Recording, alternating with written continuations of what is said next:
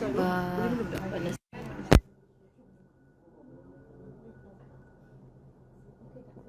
Sedapnya kena kat tekak.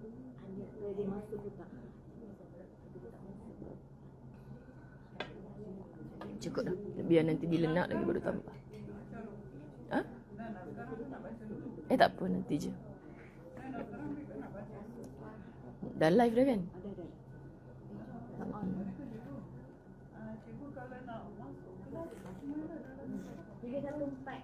Kak Nazar panggil dia orang. Umi Badariah je? Tak begitu.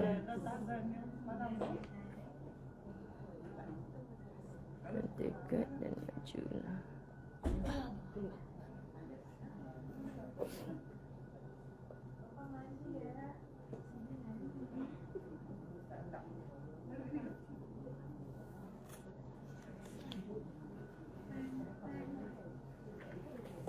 Ui, panjang betul bab ni, tak habis-habis.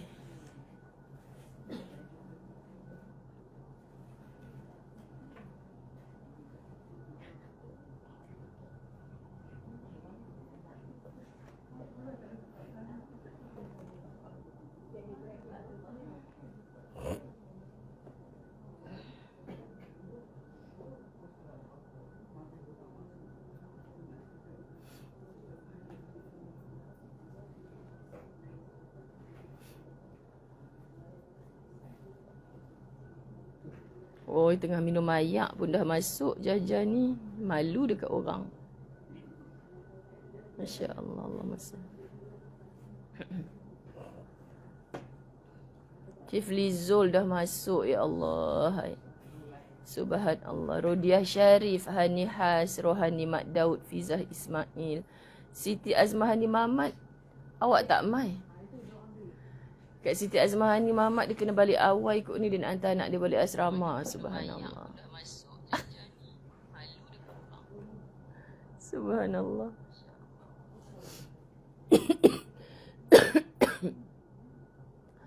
Allahumma salli ala Sayyidina Muhammad. Bismillahirrahmanirrahim. Minta maaf, janjinya 6.30. Tak sangkalah pula lepas solat subuh tadi. Kan, ingatkan nak berlengah-lengah supaya orang tak balik apa semua. Rupa-rupanya jadi panjang. Baik, Alhamdulillah.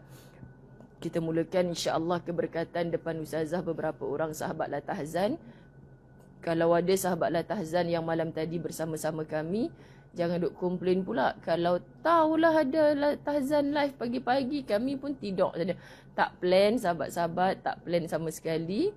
Kami solat subuh beberapa orang yang ada tadi pun tak plan. Sebabnya saya cukup risau dengan keadaan badan saya di malam hari. Beberapa malam lepas saya balik Mekah, dia jadi malam tak tidur sangat. Panas badan jadi ketak macam mana entah. Lepas tu pagi tu jadi macam tak larat.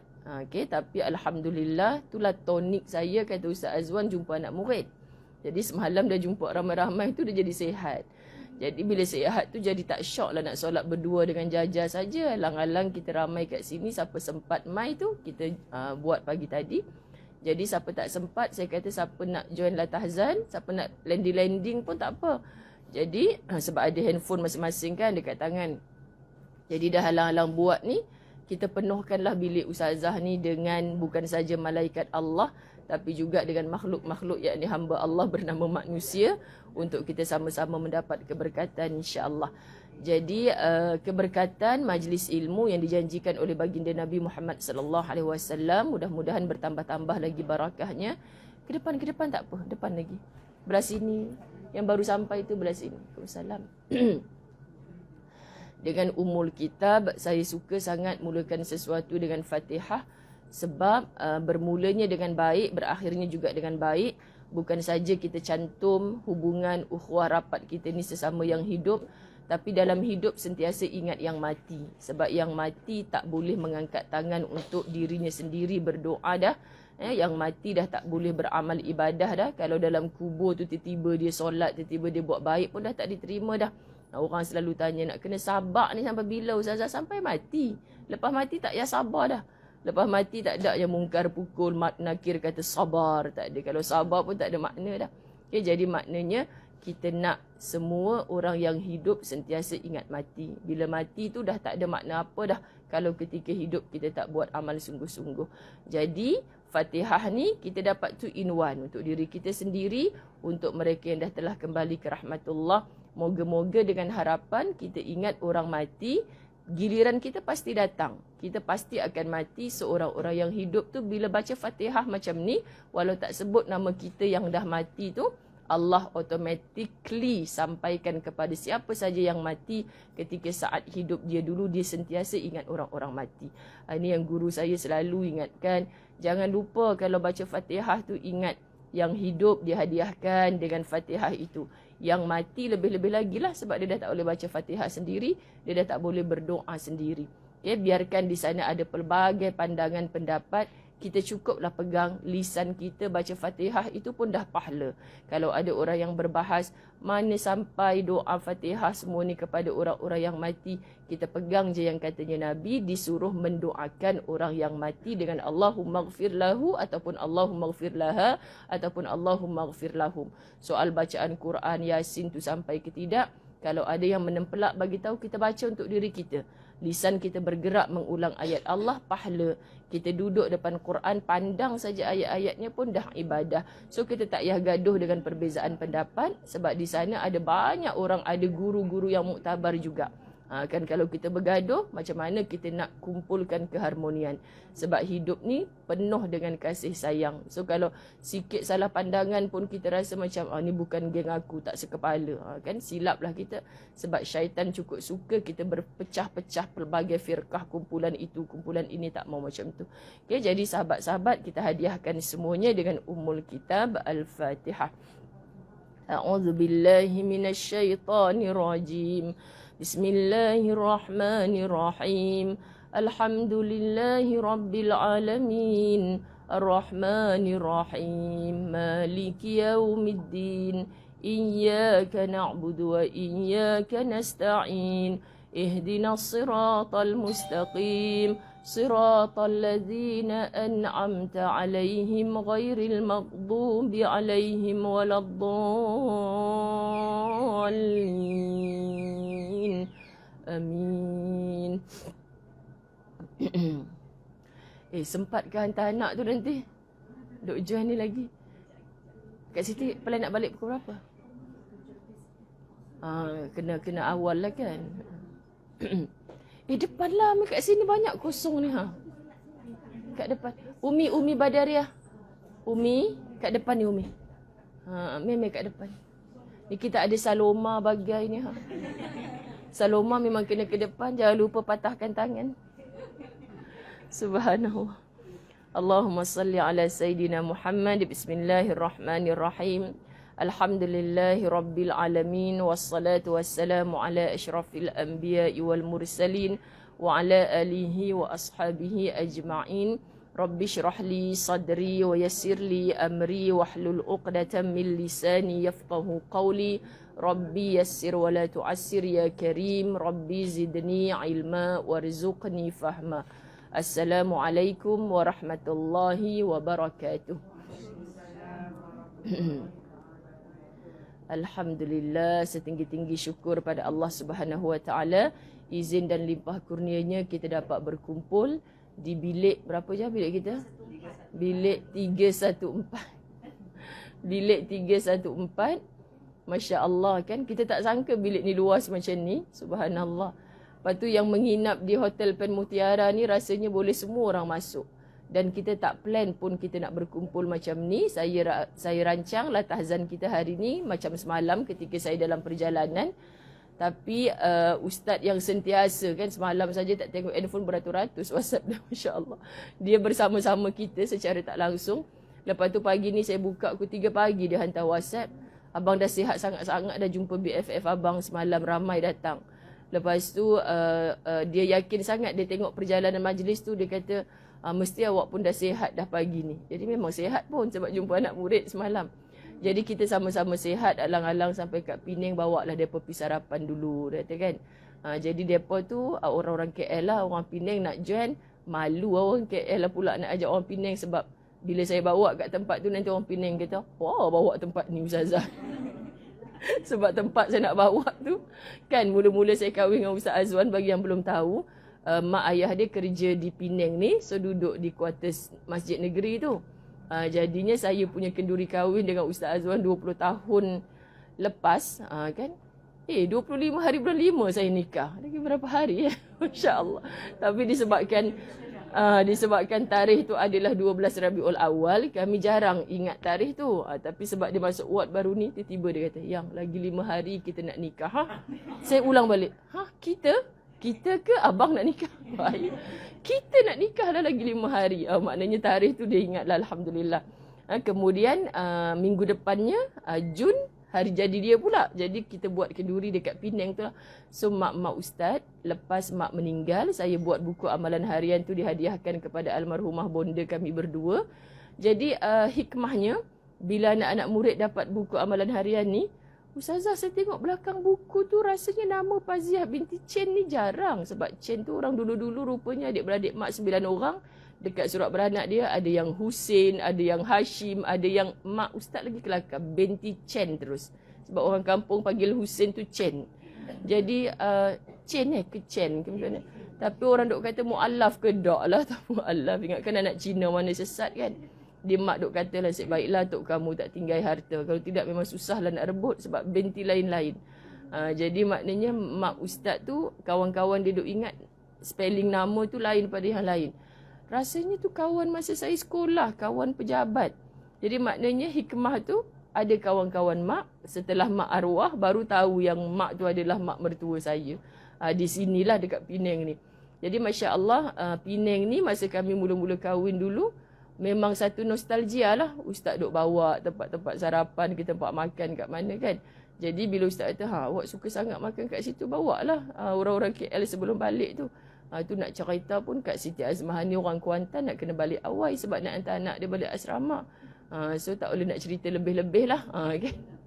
Tapi tak apa orang kecil. Orang kecil ni tak apa cerita buat makan macam Daiyah Fikah juga. Dia tak besar-besar.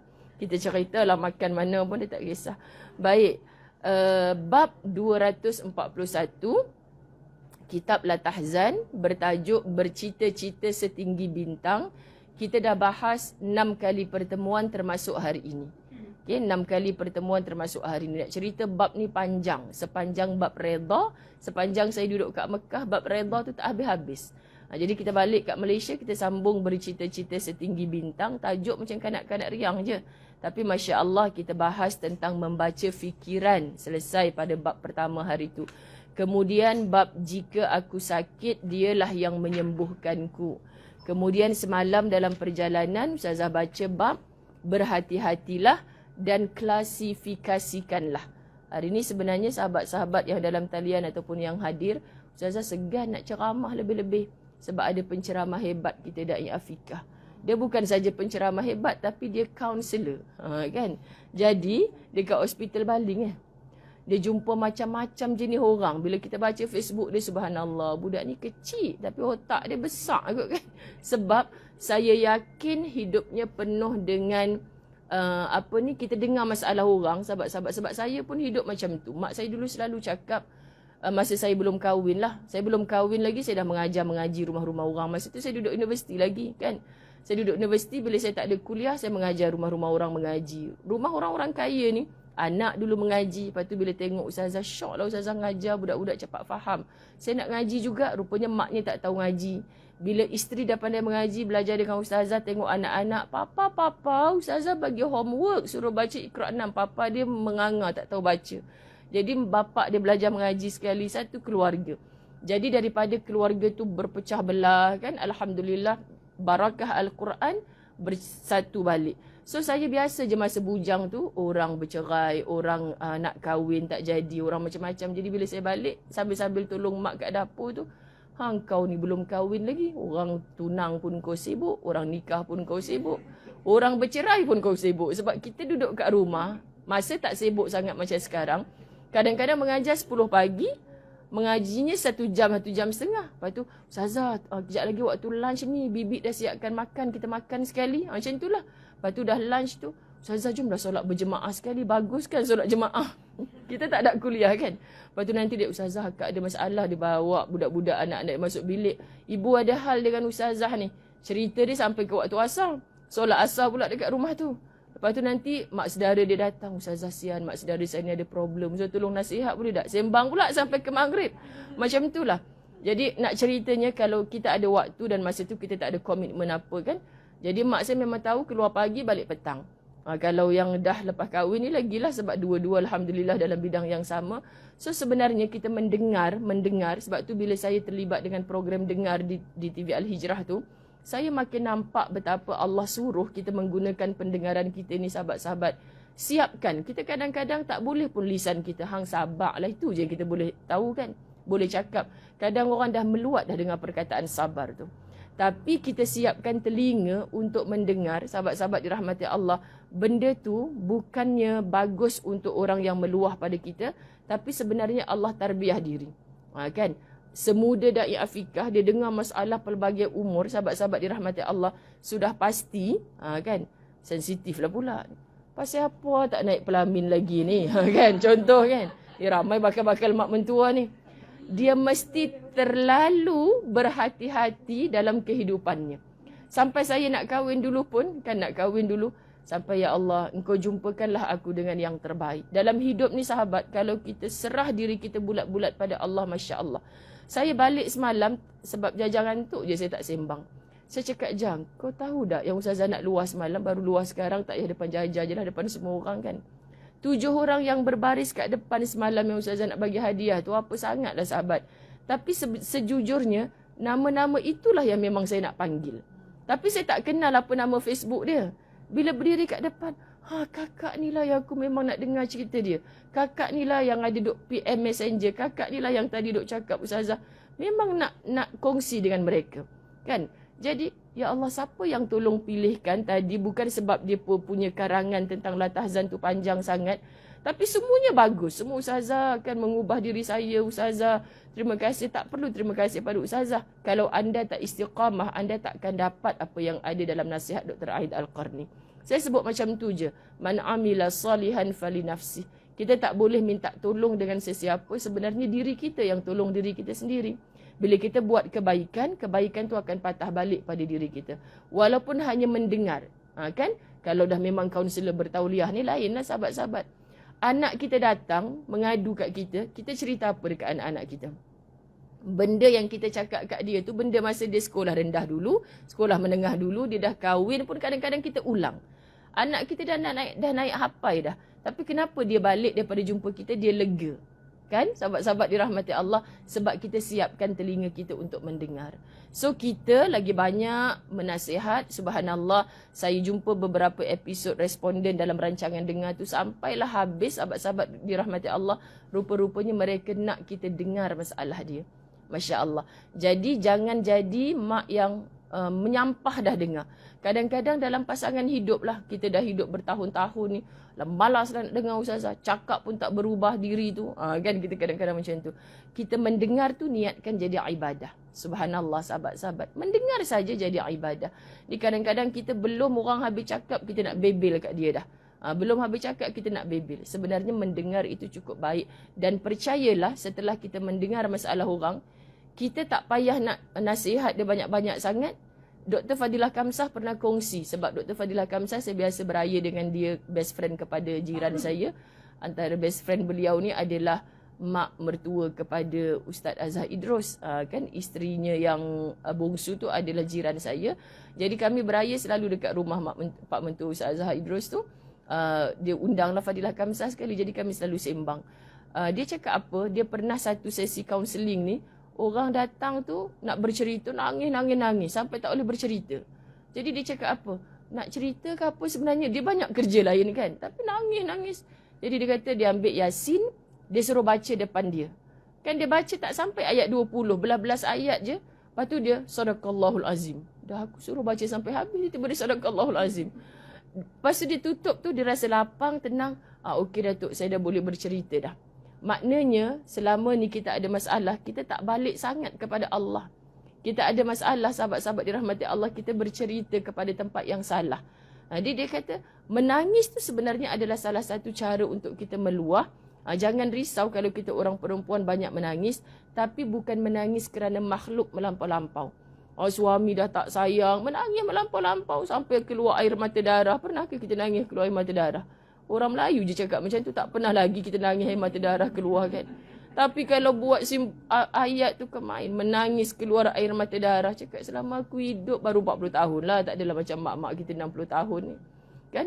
Pernah tak ibu-ibu yang 60-an nangis kan? Jiran saya pernah ustazah nangis keluar air mata darah. Tak pernah walaupun suami dia buat macam-macam kejahatan. So percayalah kita tak akan menangis sampai keluar air mata darah.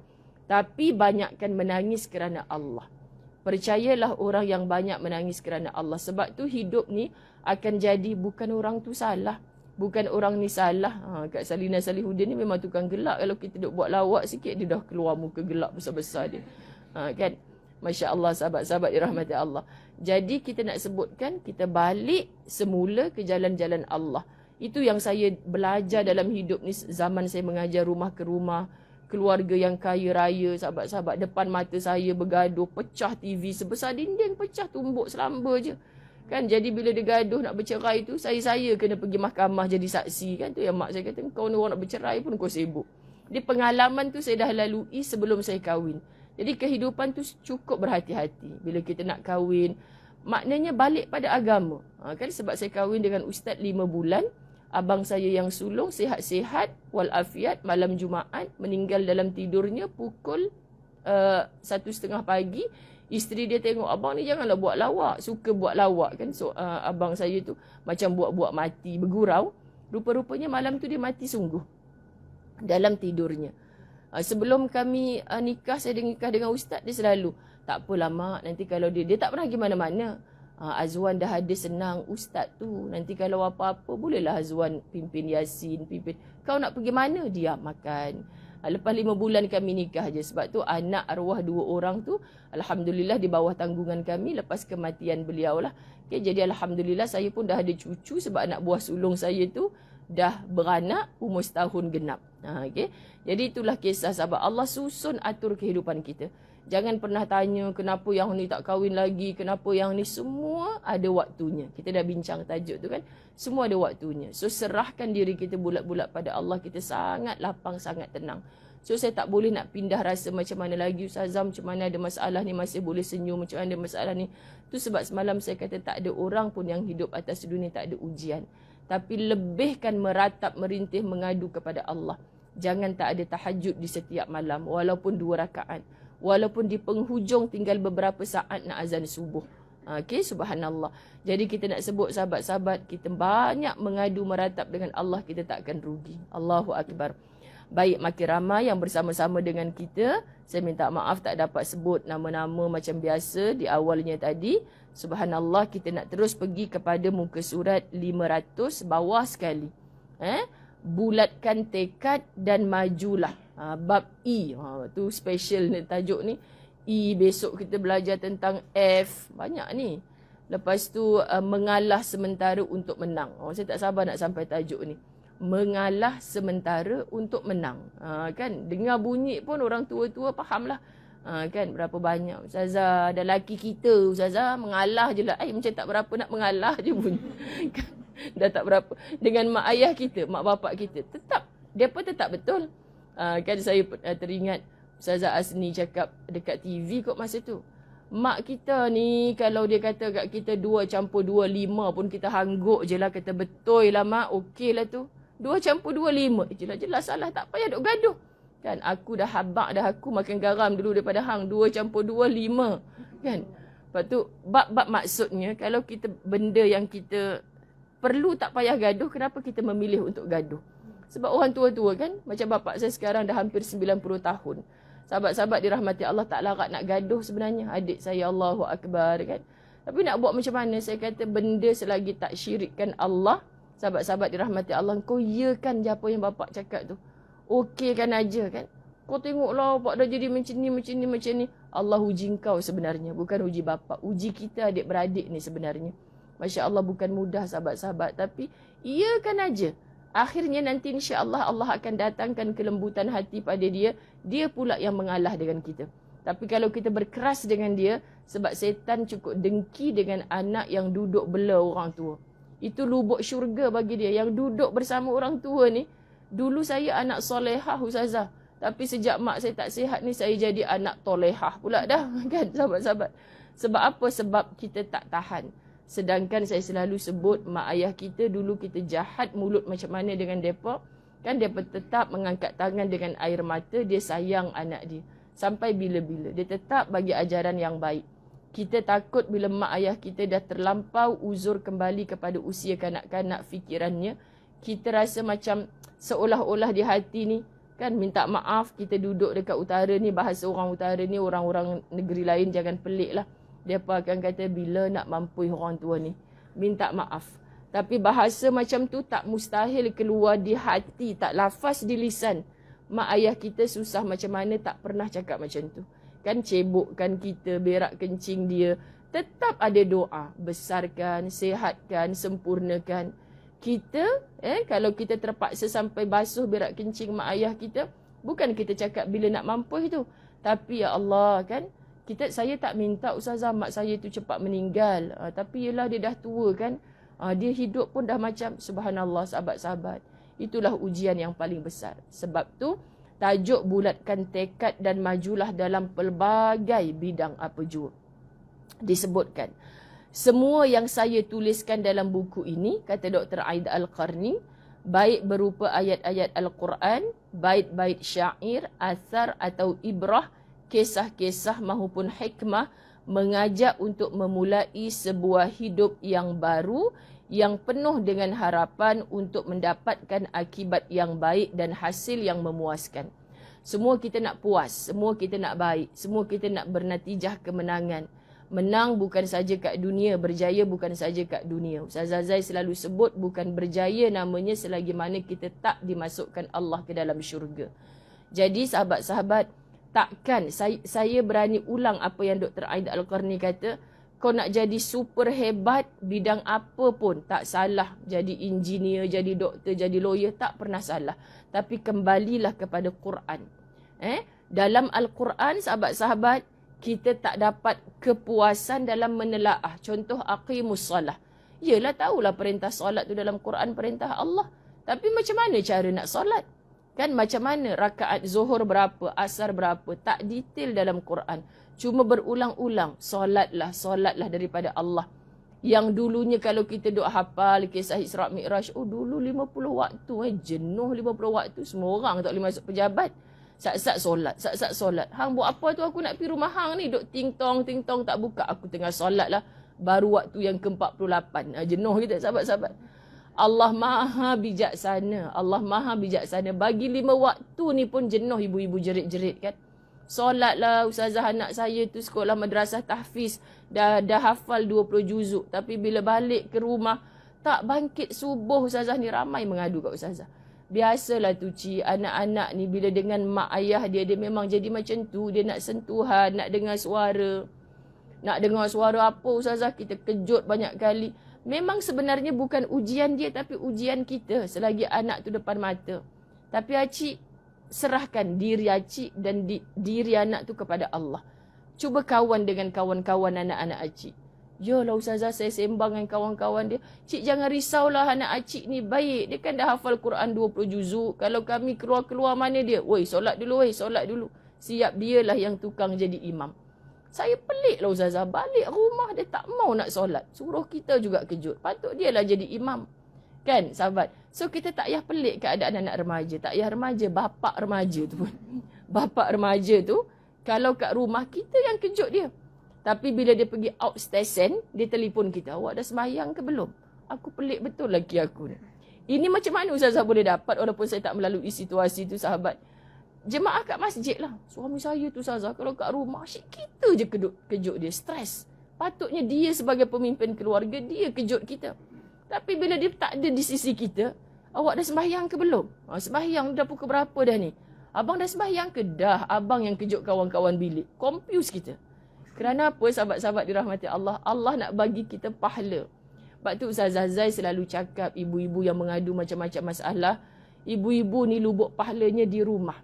Kejutkan suami. Itu dah ibu-ibu dirahmati Allah. Menyampah aku, patut hang kejut aku. Ni aku pula kejut hang. Allah nak bagi kita pahala dalam rumah atas katil kita sendiri. Lepas tu ibu-ibu akan ketuk pintu bilik 1 anak sulung, pintu bilik 2, pintu bilik 3. Ulang lagi tawaf saya ustazah 7 kali tak bangun-bangun. Lalas saya tak subuh. Dah siang dah macam mana? Jadi macam mana nak jadikan rumah tu lubuk pahala? Saya kadang-kadang, ya Allah maha baiknya engkau jadikan ibu-ibu yang duduk mengaji dengan aku kat masjid ni lubuk pahalanya kat rumah. Ustazah Zai tak dapat macam tu. Sebab tu kita saling cemburu sebenarnya. Cemburu sihat tak apa. Boy ustazah tu boleh pergi Mekah tiap-tiap bulan. Syok lah jadi dia tu. Sahabat kena naik kapal terbang dulu. Kena demam dulu lepas balik tu kan. Ujian tu macam-macam. Saya tak dapat pahala dalam rumah sangat. Sebab apa sahabat-sahabat? Saya nak kejut juga suami. Dia lebih awal bangun sebab dia kena jadi imam dekat surau. Kan? Maknanya kalau, bang, kenapa tak kejut tadi? Saya letih sangat malam tadi tidur lambat. Lepas tu nak kejut apa? Abang bangkit tak sampai hati. Tengok biar pilah. Mustahil tak bangun subuh. Kalau balik subuh abang tengok tak bangun-bangun lagi baru abang kejut. Kita jadi stres kat situ. Patut dia jadi suami kejut kita sebab dia tahu bini dia takkan tinggal subuh. Macam itulah mungkin. Tapi kita tak ada peluang nak kejut dia. Jadi saya selalu fikir, mak-mak lain, isteri lain, kat dalam rumah buka-buka mata dah dapat pahala. Tapi saya kena keluar rumah dulu. Kita kena, maknanya aturan Allah tu cukup cantik. Dan mak-mak lain, dalam rumah dah dapat pahala. Kejut anak 1, kejut anak 2, 3, 4, ulang patah balik. Ustazah Zai nak ketuk bilik anak yang mana? Semua anak duduk asrama tapi tak balik-balik. Sahabat-sahabat dirahmati Allah. Jadi, tak ada pahala dalam rumah. Sebab tu saya cemburu dengan anda. Saya jadikan rumah saya sebagai pusat pengajian Quran. Saya tak kejut mereka. Tapi mereka datang mengaji Quran dalam rumah saya. Jadi kalau kita ada ilmu, kita mengaku betapa Allah tu maha berkasih sayang dengan kita, sahabat-sahabat dirahmati Allah. Kita takkan tanya, ya Allah untungnya jadi macam dia tu. Boleh masuk syurga senang-senang. Tak, kita tak akan komplain. Tapi kita akan cari peluang. Macam mana aku nak dapat pahala macam dia? Sebab itulah saya cemburu dengan suri-suri rumah. Ibu-ibu yang lubuk pahalanya di rumah. Tetapi sahabat-sahabat dirahmati Allah, ibu-ibu cemburu tak dengan kehidupan saya? Oh, pergi sana, boleh tidur hotel, pergi sini.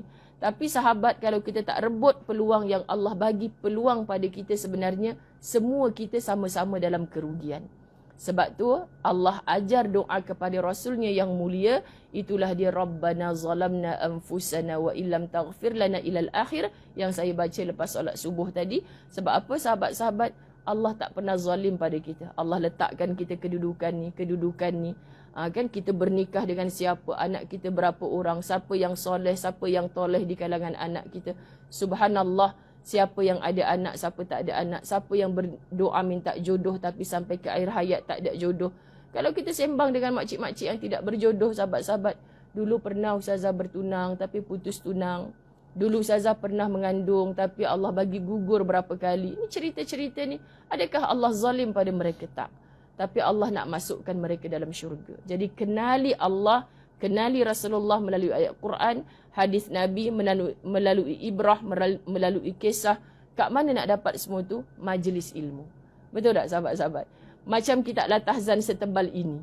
Kalau kita tak istiqamah, kita tak baca. Apa orang Kedah kata? Haram. Kan? Kompom tak baca. Sebab apa ustazah confident dia cakap haram tu? Sebab yang tukang bercakap sama.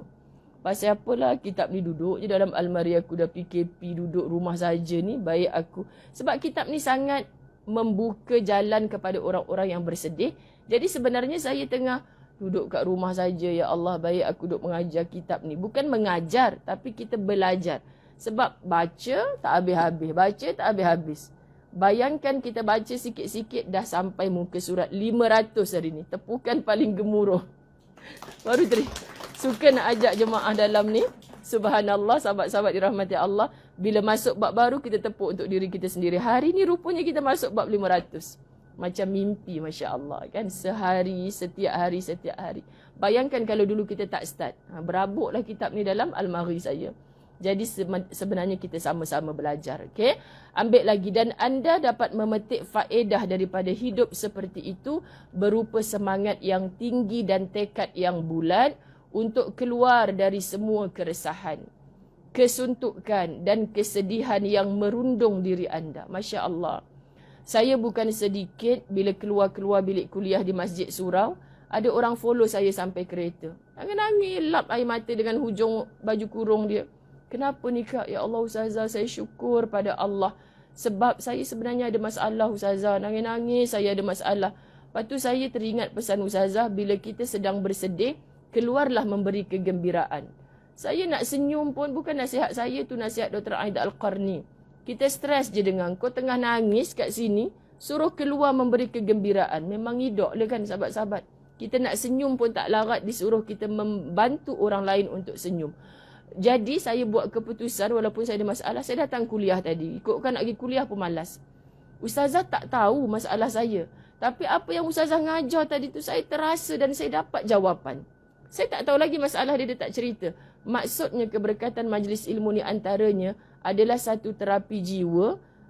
Saya tak faham macam mana Allah boleh gerakkan dia datang pada bab yang saya mengajar tu menjadi satu rawatan jiwa pada dia. Faham tak sahabat-sahabat? Acap kali dan sangat kerap mengajar kuliah fiqah. Tak ada kena-mengena dengan kaunseling sebenarnya. Tapi macam mana ustaz tu boleh selang-selikan dengan masalah yang dia sedang hadapi? Saya tengah ada masalah tadi Ustazah. Tiba-tiba ustaz tu cerita pasal, tak pasal apa dia kona tang tu. Padahal kami tengah belajar bab tayammum tadi tu. Subhanallah, subhanallah sahabat. Saya, aturan Allah ni, tak boleh nak kata. Aturan Allah ni luar biasa hebat. Luar biasa hebat. Saya selalu sebut. Tak boleh nak belah dada ni. Tak boleh nak belah dada. Tolong balik pada Allah. Tolong beriman pada ayat-ayat Allah. Tolong ikut apa yang Rasulullah buat. Kita akan dapat rasa aku ada masalah ni Allah. Aku tak jumpa lagi orang yang boleh bantu selesaikan masalah aku. Tapi aku buat apa yang Allah suka. Allah tunjuk jalan keluar. Tak ada satu yang silap daripada zaman ulama terdahulu. Amalkan ayat 1000 dinar. Kat mana? Ayat 2 dan 3 surah Taha. Wa may yattaqillaha yaj'al lahu makhraja. Orang jadikan frame, orang simpan bawah bantal, orang letak kat mana-mana. Jadi tangkal azimat pula dah. Padahal tanya dia, hang faham tak apa tu? Tak faham Ustazah. Orang kata kalau duk tampal gantung kat rumah takkan miskin, takkan apa-apa kedana. Tu yang rasa nak lepuk je kepala dia. Sahabat-sahabat dirahmati Allah. Allah suruh hang faham tu. Wa may yattaqillaha yaj'al lahu makhraja. Kalau kau bertakwa kepada Allah, Allah tunjuk jalan keluar. Jadi macam mana kita nak tarik orang supaya bertakwa kepada Allah? Kau ada masalah suami, anak-anak, dengan bos tempat kerja kita. Kita sebut bos ni dengan orang lain baik, dengan aku je garang contoh. Siapa yang pegang hati dia? Allah. Siapa yang pegang hati kita yang sedang bermasalah dengan bos? Allah. Siapa yang pegang hati kawan-kawan sepejabat kita? Allah. Jadi kamu takkan keluar, Allah takkan tunjuk jalan keluar daripada permasalahan tu kalau kamu tidak bertakwa kepada Allah. So apa takwa yang mudah ni? Nak buat apa pun takut. Takut dengan Allah. Subhanallah sahabat, nak meniaga, kau tak takut ke dengan Allah? Cakap macam orang jual ubat kemain lagi. Tapi Allah tahu tak hatimu menipu. Orang tak tahu kamu menipu, cakap manis kemain. Tapi kalau kamu ada takwa, ya Allah aku dah menipu ni. Kamu akan takut dengan Allah. Mu duduklah dalam sorang-sorang. Plan bisnes apa, perancangan apa. Aku nak jumpa orang ni, nak jumpa orang ni. Subhanallah. Kalau kamu ada rasa tak takut dengan Allah, kamu takkan selamat. Allah akan tunjuk jalan keluar. Subhanallah. Dan Allah jamin dalam ayat 1000 dinar tu, Allah akan bagi rezeki daripada sumber yang tak disangka-sangka. Allahu Akbar. Rezeki dari sumber yang tak disangka-sangka. Siapa sangka PKP ramai orang kena buang kerja, tapi ramai tiba-tiba businessman, businesswoman yang baru muncul. Hanya dengan jual roti jala. Saya suka sebut sahabat-sahabat.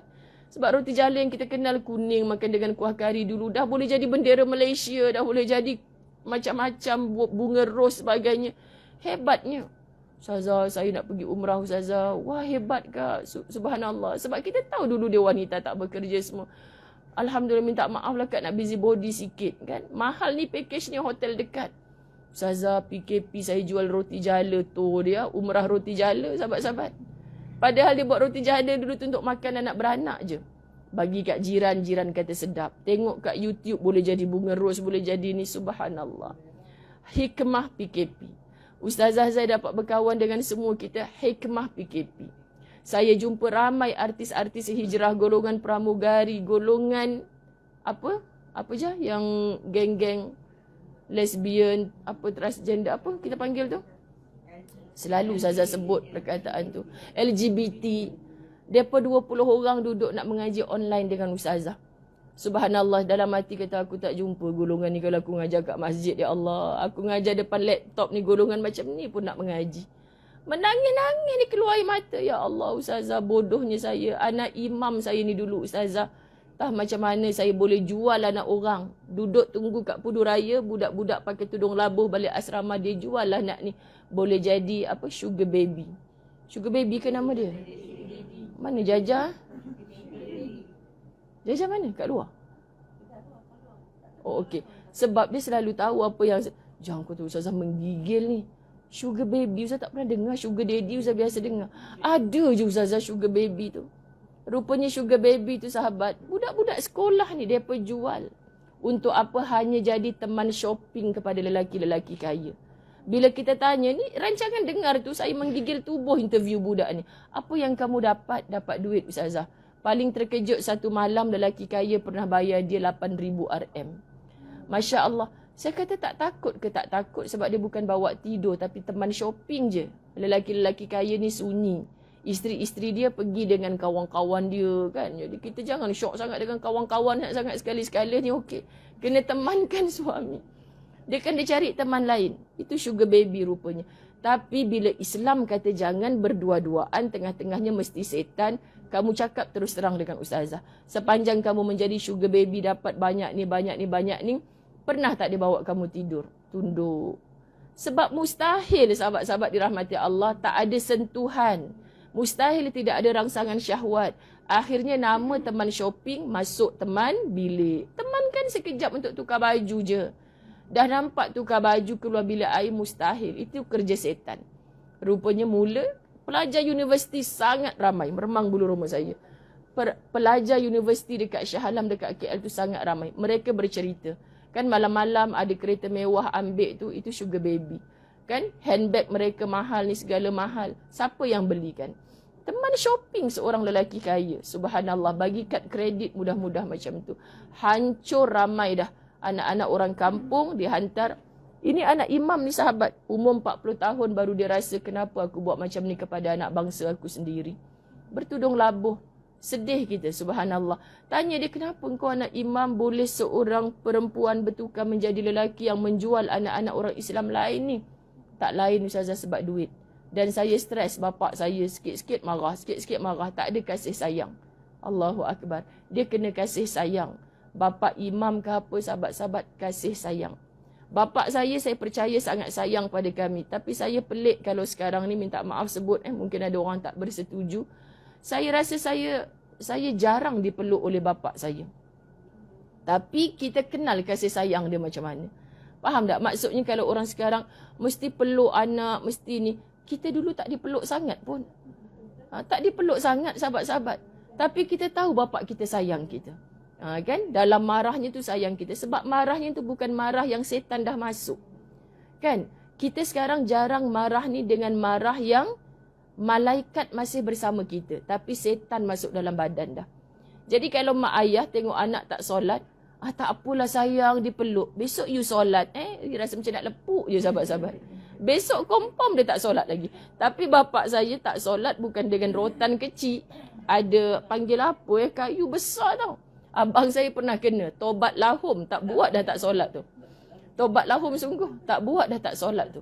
Memang pukul sungguh sampai mak saya menangis-nangis. Mati anak tu kalau macam tu.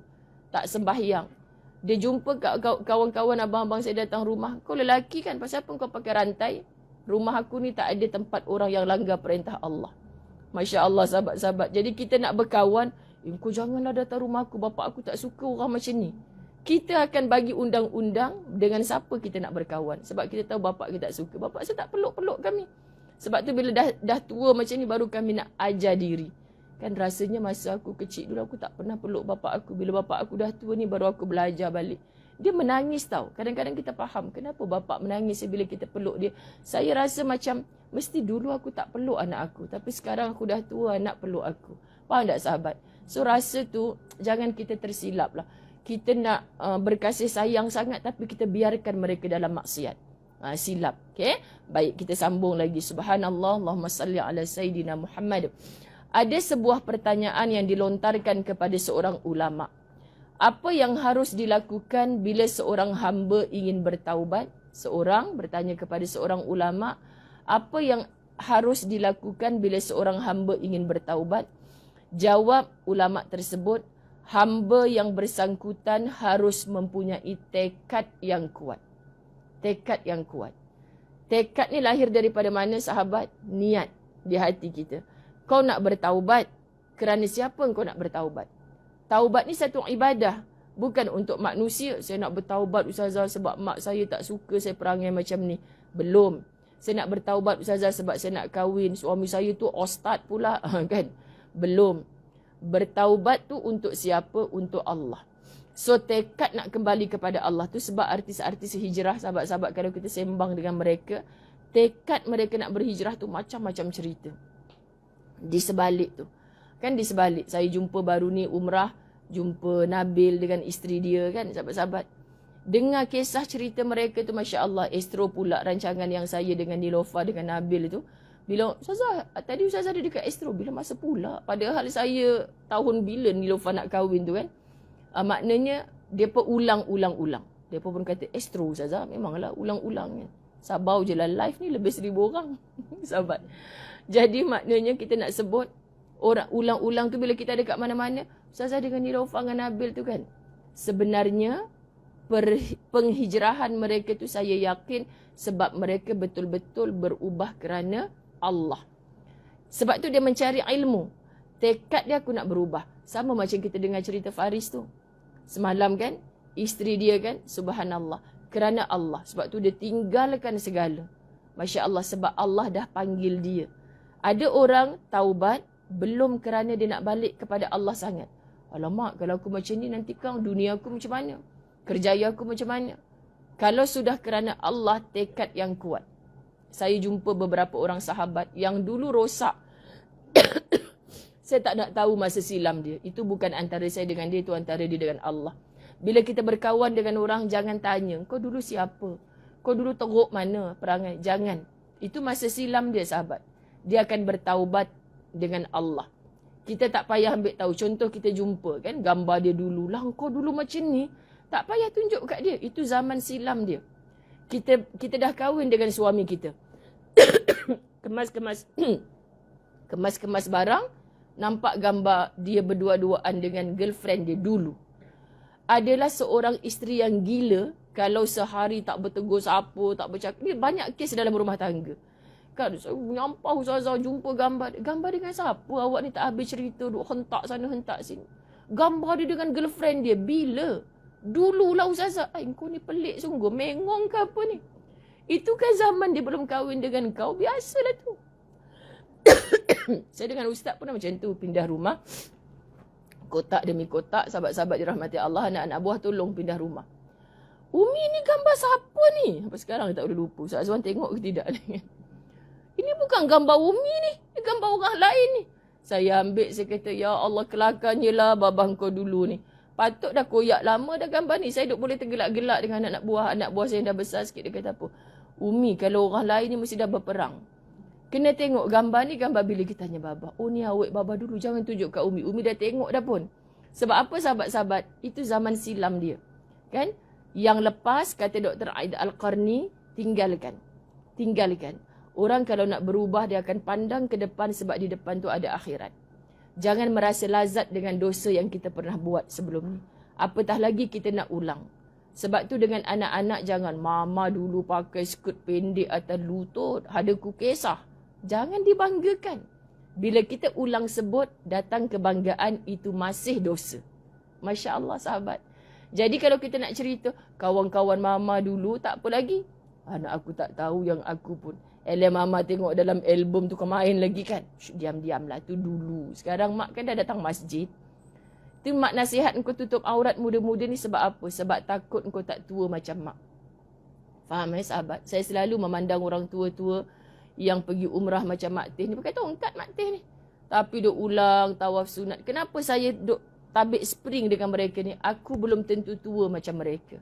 Belum tentu saat aku tua aku boleh bertongkat bertawaf. Jadi sekarang ni penat macam mana aku kena gunakan masa muda aku untuk buat. Allah jemput berkali-kali pun. Saya selalu sebut dengan Ustaz, bang, jangan sampai kita Allah jemput berkali-kali pada usia muda ni kita rehat-rehat saja. Yang penting jemaah buat, jangan. Kerana apa sahabat? Belum tentu kita tua. Belum tentu sampai kita umur sekian-sekian macam mereka kita boleh pimpin dan datang berkali-kali. So yang sekarang dapat, kata Dr. Aid Al-Qarni, gunakan sungguh-sungguh. Jangan kita lepaskan peluang ini. Okey? Lepas tu kita ambil lagi. Kata ulama tersebut mesti mempunyai tekad yang kuat.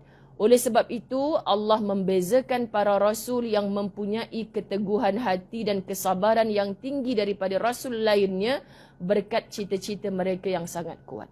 5 orang rasul ulul azmi diulang sebut dalam Quran. Kan antaranya sudah pasti kita berbangga dengan rasul kita Muhammad sallallahu alaihi wasallam. Kenapa Nabi Adam contohnya tak disebut sebagai rasul ulul azmi? Kitab Al-Tahzan ceritakan. Sebab bukan Allah pilih kasih, tapi Allah pilih siapa ulul azmi yang paling dahsyat diuji dan paling kuat kesabaran dia. Sebab tu surah Al-Ahqaf ayat 35 berbunyi, a'udzubillahi minasyaitonirrajim, fasbir kama sabara ulul azmi minar rusul, maka sabarlah kamu sebagaimana orang-orang yang mempunyai keteguhan hati daripada para rasul.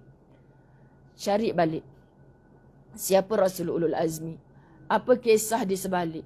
Bila kita baca sirah mereka, ya Allah, ujian aku ni ciput je berbanding ujian mereka, tapi kesabaran mereka sangat tinggi. So orang-orang yang macam itulah yang kita nak tiru. Kitab Al-Tahzan bukan menghina Nabi yang tidak ulul azmi, tetapi Nabi Adam alaihissalam, katanya Dr. Aid Al-Qarni, bukan termasuk rasul yang memiliki keteguhan hati. Adakah ini penghinaan? Tidak, sahabat-sahabat. Sebab Nabi Allah yang mengangkat mereka ni menjadi rasul. Cuma nak letakkan perbandingan. Kenapa 5 orang je daripada 25 rasul yang dipilih sebagai rasul ulul azmi? Jadi kita contoh macam semalam Ustazah sebut, kenapa sepatutnya semua ni bagus tapi Ustazah cuma ada 7 hadiah aja, kan? Maka hati ni tak lain sahabat, tolong pilihkan aku yang tepat ya Allah, sebab semuanya layak, semuanya bagus, tapi nak pilih 7 je. Dan subhanallah, terima kasih ya Allah, pilihkan 7 ni yang terbaik di kalangan yang baik. So kita sebagai ibu tak salah, ada 5 orang anak, dudukkan semuanya bagus. Tapi yang mak nak bawa pergi umrah tahun ni si Pulan. Kenapa? Tengoklah lepas kematian anak, tak meronta-ronta macam orang lain. Tahun ni, tahun lepas, ujian siapa yang paling dahsyat di kalangan korang 5 beradik ni? Mak tengok Kak Long kau ni. Tak adalah meronta-ronta, lagi banyak sujud, lagi banyak berubah. Tu mak nak hadiahkan dia, bawa temankan mak pergi umrah tahun ni. Contoh kan sahabat? Sebab kita nampak siapa di kalangan anak-anak kita. Saya takut Ustazah kalau yang bongsu kena uji, mau dia terus tinggalkan agama dia. Saya ni belum habis lagi kes sahabat. Ada seorang pramugara dibuang kerja, kan? Lepas tu dia rasa putus asa dengan orang yang menasihati dia, kononnya agamawan, tapi menipu dia. Ustaz tapi menipu, dia kata. Dia declare, hantar mesej kepada ramai orang, saya sekarang bukan lagi Islam, mengisytiharkan saya keluar daripada agama Islam. Menggigil tubuh hanya kerana kecewa, nama je ustaz, tapi tipu saya dalam bagi nasihat. Semua ustaz tak boleh pakai. Bukankah ini fitnah dalam agama? Mungkin kena pada dia seorang. Subhanallah. Sebab apa? Sebab bila dia nak berubah, dia taksub pada yang namanya ustaz. Silap. Jangan junjung mana-mana ustaz-ustazah atas kepala. Tolong. Sebab mereka juga manusia yang punya dosa. Bahkan lagi tinggi title agama yang dia bawa, lagi besar ujian yang Allah bagi. Kalau kita nampak ustaz-ustazah ni macam malaikat, tak ada dosa, kita sangat besar kesilapan. Kenapa mereka bercakap yang baik-baik? Sebab tugas dia kena bercakap yang baik-baik. Dia belum tentu baik. Faham ya sahabat? Saya bercakap tentang diri saya sendiri. Jadi maksud, kenapa kita nak baca? Kenapa saya cakap dengan Ustaz Azwan, saya minta izin. Ya, dia pun seronok saya keluar menyampaikan. Sebab dengan menyampaikan, saya tahu saya sedang diajar oleh Allah. Kita malu untuk mengulang benda yang kita tahu benda ni tak boleh. Orang tanya, Ustazah duduk berdua je dengan Ustaz, Allah tak bagi zuriat. Kenapa Ustazah boleh bagi Ustaz pergi sana tiap-tiap bulan? Tiap bulan tinggalkan Ustazah dekat rumah dia. Sebab lepas dia balik buat kerja baik, balik rumah dia jadi baik. Faham tak maksud sahabat? Saya rindu suami saya yang baik. Jujur je, kalau dia tak buat baik dalam sebulan pergi umrah, pergi buat kerja dekat Kemboja, semua kerja-kerja baik, saya takut dia terlupa nak jadi baik dalam rumah. Saya cakap dengan suami saya. Sebab itu Rasul Ulul Azmi, kalau kita belajar kisah hidup, tak ada hari yang mereka bertungkus lumus untuk jadi orang baik. Antaranya sabar yang paling tinggi. Masya Allah. Okey, jadi bukan penghinaan kepada Rasul yang tidak Ulul Azmi. Tengok Adam alaihissalam, iman dia kuat. Tapi bila isteri, sebab tu dalam rumah tangga, suami kuat. Tapi isteri, alah bang, bolehlah. Hari ni je. Takkanlah tak boleh bang. Akhirnya Adam pun, okeylah, kita rasa je buah tu. Bukan punca Adam, punca isterinya Adam. Jadi kita orang perempuan kadang-kadang kan sahabat, suami kita baik dah. Kita yang buat dia tak baik. Anak-anak kita baik dah. Kan? Kau tak ada Facebook ni, kau kena ada Facebook. Macam mana nak dapat jodoh kalau tak ada Facebook? Mak dia buatkan Facebook kat anak dara dia. Allah, bila dah tahu media sosial, anak ber-TikTok pula. Sekarang ni cuba tengok, gembira sikit semua berjoget-joget, menyanyi-nyanyi. Sedih. Sedih sahabat-sahabat. Saya sampai semalam buat live video Faris tengah menyanyi tu. Saya terus terfikir, astaghfirullah, ni aku kena jelas kat orang ni. Majlis apalah Tahzan ni panggil penyanyi rock ni. Boleh jadi fitnah. Tapi orang tak tahu cerita awal, cerita akhir. Semua benda boleh jadi fitnah kalau kita tak menyampaikan dalam bentuk ilmu. Okey? Terakhir, satu ayat daripada Taha 115. A'udzubillahi minasyaitonirrajim. Fanasiya walam najid lahu azma. Maka dia lupa akan perintah itu dan tidak kami dapati padanya kemahuan yang kuat. Masya Allah. Kan, ada orang yang dia tak faham bahawa hidup dia kena ada kekuatan dalaman. Apa kekuatan dalaman? Dah sabar, sabar lagi, dah sabar, sabar lagi, dah sabar, sabar lagi. Sampai bila saya nak sabar Ustazah? Ustazah saya akan jawab sampai ramai yang faham dah kan. Sampai mati, sebab saya tak boleh terima bila orang kata, saya dah penat dan nak sabar Ustazah. Kita akan senyum sinis je, kesian. Kalau dia faham, dia tak akan cakap macam ni. Sahabat, Masya Allah. Ustazah ingat saya boleh sabar lagi kalau dah sampai jadi macam ni. Kesian. Kalau kau faham, kau tak cakap macam ni. Sabar tu sampai mati. Sebab Nabi Yusuf, sabarnya sahabat, subhanallah. Akhirnya dipertemukan dengan orang yang dia nak jumpa. Kita ni kan, sampai bila nak sabar? Kau ingat aku ni malaikat? Kan? Memang kau bukan malaikat, kau manusia. Manusia diperintahkan untuk sabar sampai mati. Demikian juga dengan anaknya. Ini adalah perilaku yang dapat kita ketahui pada Ahzam. Orang yang meniru perilaku ayahnya, maka tidak boleh dipersalahkan, tetapi tidak boleh mencontohnya dalam melakukan dosa dan kemudian tidak mahu bertaubat. Tengok macam mana Qabil dan Habil, sahabat-sahabat dirahmati Allah. Kita boleh kata, bapa dia Rasul kot. Takkanlah satu anak dia tak boleh terima satu keadaan lain. Sebab tu kalau ibu-ibu kata, Ustazah, saya dah doa anak saya dengan air mata, saya dah nasihat selalu. Tapi yang seorang tu kenapa dia tak nak solat Ustazah? Ibu-ibu dirahmati Allah, itu bukan ujian pada anak, tapi ujian pada kita. Kalau semuanya baik, ibu-ibu nak bercakap baik lagi tak depan anak-anak. Kan, ibu tak kejut anak. Semua dah jadi imam Ustazah. Ya kan? Ramainya jadi imam. Berapa orang imam depan makcik? 4 orang, saya makmum seorang kat belakang. Itu Al-Mengongi namanya kan. Maknanya sahabat-sahabat dirahmati Allah, kadang-kadang orang silap banyak. Subhanallah. Lain tak okey ke? Kenapa Ustazah jadi keras kat situ? Tak bergerak kat sini? Kenapa dia tak bergerak? Dia keras. Dia keras, kesian Ustazah. Keras kat situ. Maknanya sini lain tak okey. Yang sini. Kelakar. Cuma. Okey, sahabat-sahabat dirahmati Allah. Jadi kita habis bulatkan tekad dan majulah. Besok kita sambung kehidupan kita bukan hanya di dunia sahaja. Lepas tu insya-Allah yang terakhir sebelum kita tutup khulasah bab ni, mengalah sementara untuk menang. Jadi semakin hujung kita dengan kitab Al-Tahzan, semakin luas perbahasan sebab kita kaitkan juga dengan pelajaran-pelajaran yang dulu.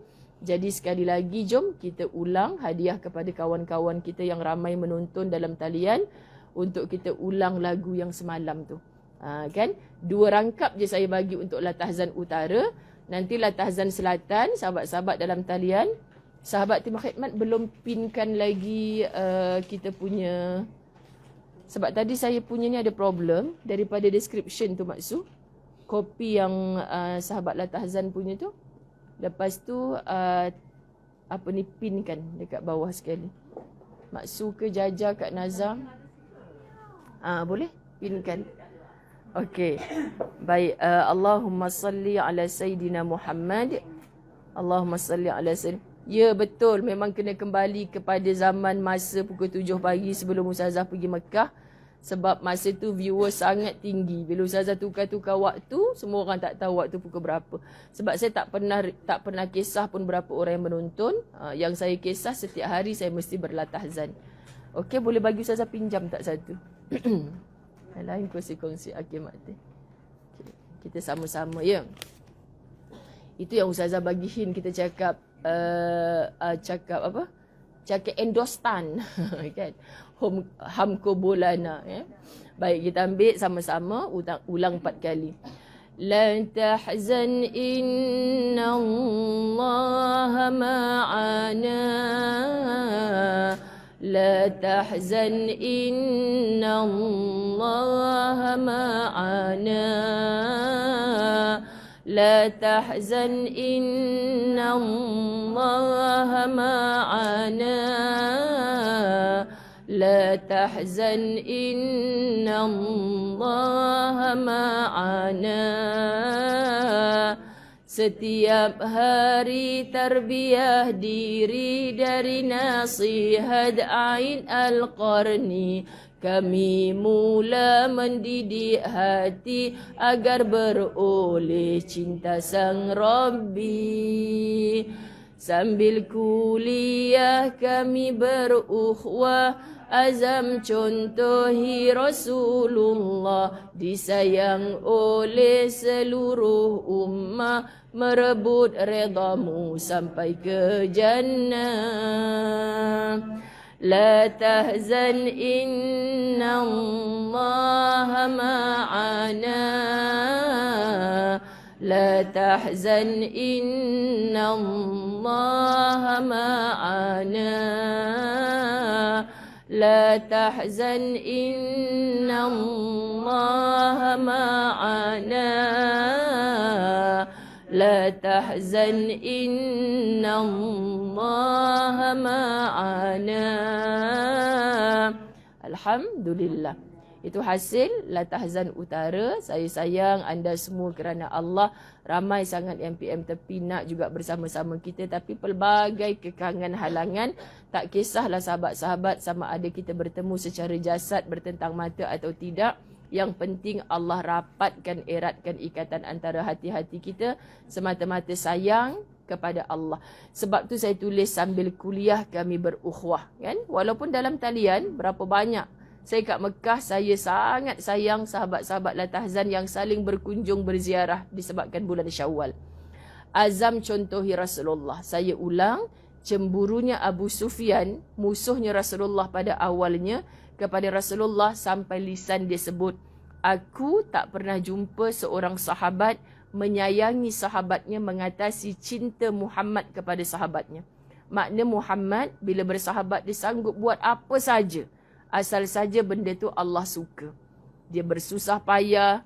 Sebab itulah sahabat-sahabat dengan sahabat ni jangan ada dengki, jangan ada hasad.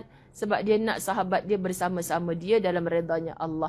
Sebab tu Nabi Muhammad punya rahsia disayang oleh seluruh ummah. Yang dulu, yang jumpa Rasulullah, yang sekarang kita tak pernah nampak. Tapi kenapa cinta bila sampai kat Madinah rasa tak nak berpisah dengan jasad Rasulullah? Sebab matlamat dia satu, bukan untuk kepentingan diri dia, tapi merebut redamu sampai ke jannah. Moga itulah juga matlamat kita, insya-Allah. Orang ingat jannah tak ada dengki-dengki dah. Orang ingat jannah tak ada benci-benci dah. Orang ingat jannah disakiti masih nak balas dengan kebaikan. Allahu Akbar. Semoga itulah kita. Ampun maaf zahir batin. Wabillahi taufik wal hidayah. Assalamualaikum warahmatullahi wabarakatuh.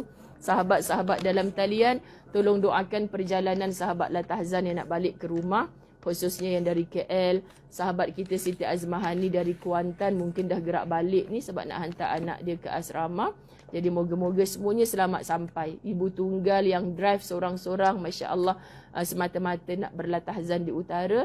Kita raikan pula, daftarkan diri anda, sahabat-sahabat latahzan di Johor Bahru, Hotel Grand Wave di Johor Bahru. Okey. Blue Wave. Grand Wave pula. Grand Blue Wave di Johor Bahru. So kita kumpulkan sahabat-sahabat Latazan Selatan, termasuk beberapa orang dari Singapura telah mendaftar. Okay, sebab kita patut nak masuk ke Singapura, tapi pelbagai sangat dokumen yang kena siapkan awal, kurang-kurang 4 bulan sebelum untuk bawa satu bas. Jadi kita start dekat JB, orang Singapura akan turun. Jadi satu hari macam ni juga, saya tak menjanjikan untuk bermalam apa program, sebab kita akan buat program sebiji sama 5.45 pendaftaran sampai kepada dinner waktu malam tu, insya-Allah. Tapi jangan harap Encik Faris tu adalah, sebab Encik Faris tu dekat Pen Mutiara. Tiba-tiba kenapa Ustazah tak bawa penyanyi rock tu? Biar saya jadi penyanyi rock tu. Ampun maaf. Bye-bye. Assalamualaikum warahmatullahi. Alhamdulillah. Baru cakap Jaja tunjuk muka-muka sahabat Latazan. Alhamdulillah. Utara mai, jangan tak mai. Okey, siapa yang KL, kita nak ajak bersarapan sekali. Kita akan keluar, check out pukul 8.30. So boleh siap-siap lah. Ada Kak Emma kan? Kak Emma, tunjuk Kak Emma je. Kak Emma mum cookies yang sedap. Datang honeymoon dengan suami. Okay, siapa yang nak join pun tak ada masalah. Tapi sebenarnya malu nak ajak sebab orang kata bukan